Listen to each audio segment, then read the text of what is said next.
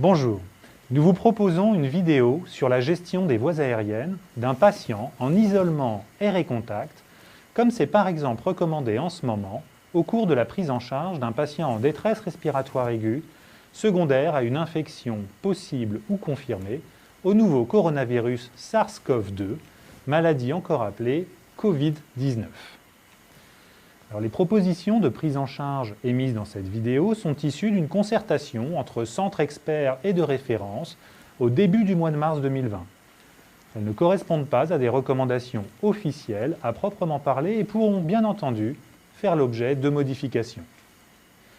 Alors tout d'abord, la tenue à adopter au cours de la prise en charge d'un tel patient est bien évidemment importante.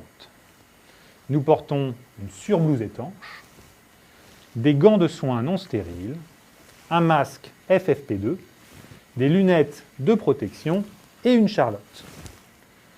Concernant les procédures d'habillage et de déshabillage, nous vous recommandons de visionner la vidéo réalisée par l'équipe de réanimation de la Pitié-Salpêtrière, disponible sur le site de la Société de réanimation de langue française.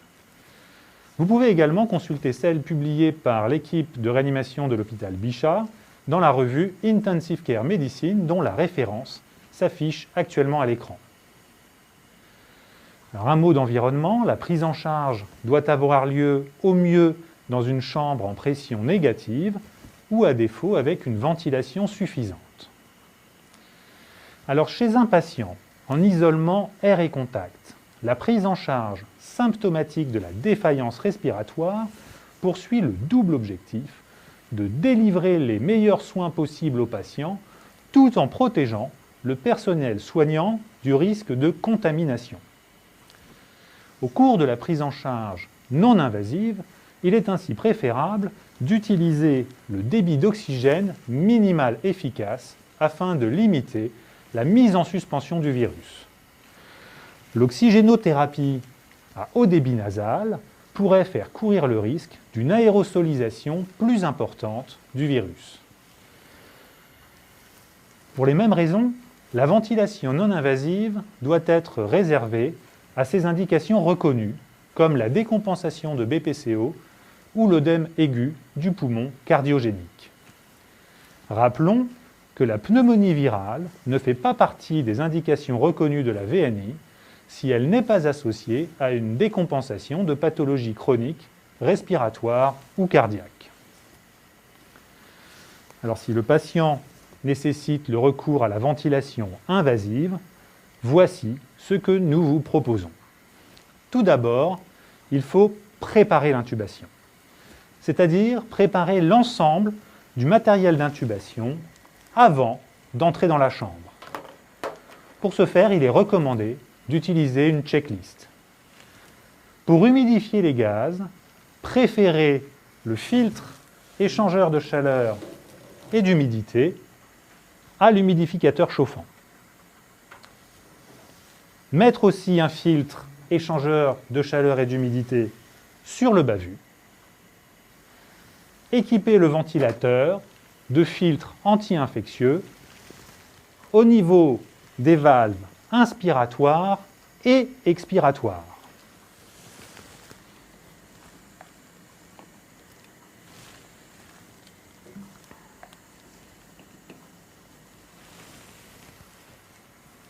Préparer un système clos à installer juste après l'intubation.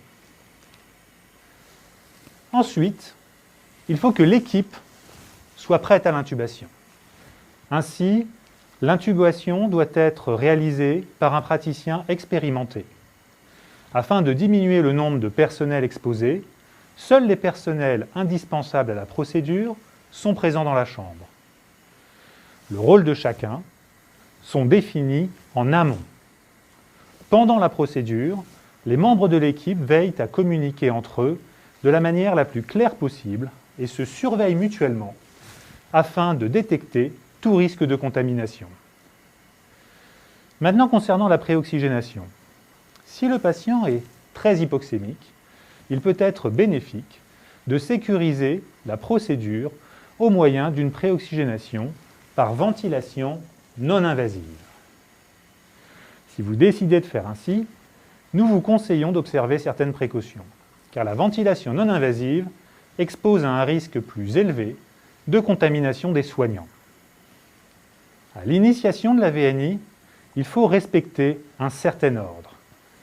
D'abord appliquer le masque, puis démarrer la ventilation.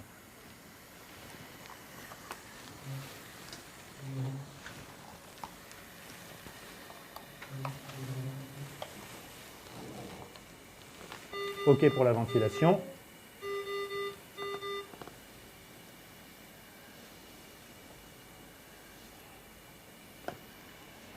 L'étanchéité de l'interface est assurée par un membre du personnel.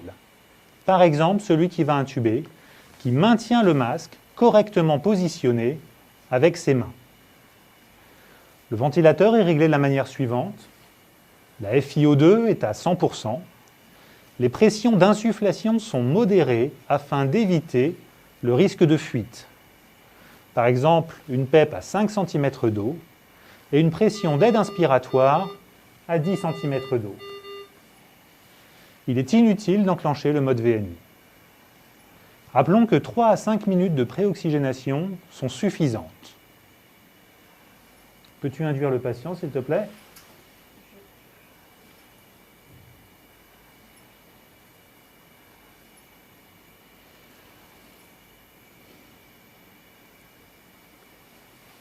Une fois l'induction réalisée, il faut à nouveau respecter un certain ordre. D'abord arrêter la ventilation, puis retirer le masque. Peux-tu arrêter la ventilation, s'il te plaît ?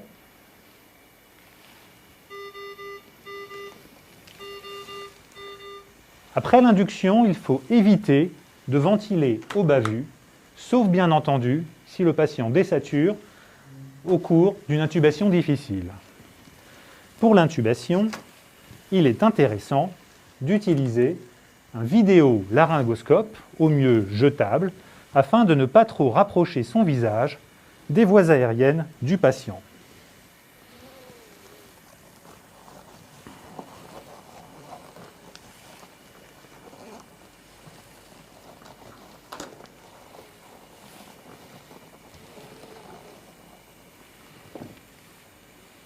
Merci.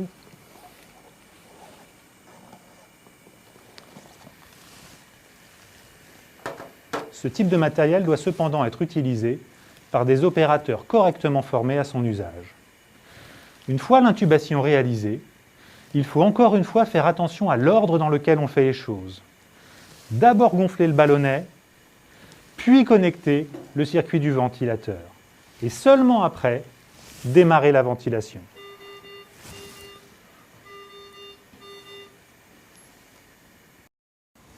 Après l'intubation, nous vous proposons les règles suivantes. Si possible, mettre un système de régulation de pression du ballonnet afin d'éviter les fuites. Éviter toute déconnexion du circuit du ventilateur.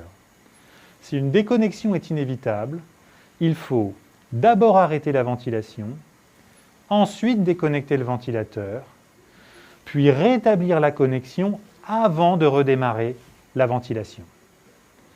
Peux-tu mettre le ventilateur en pause, s'il te plaît ? C'est bon.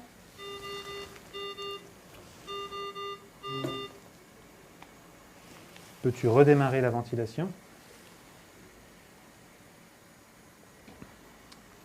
Si le patient est très hypoxémique, il peut être commode de réaliser une pause téléexpiratoire pour arrêter temporairement la ventilation. Peux-tu réaliser une pause téléexpiratoire de 15 secondes, s'il te plaît ?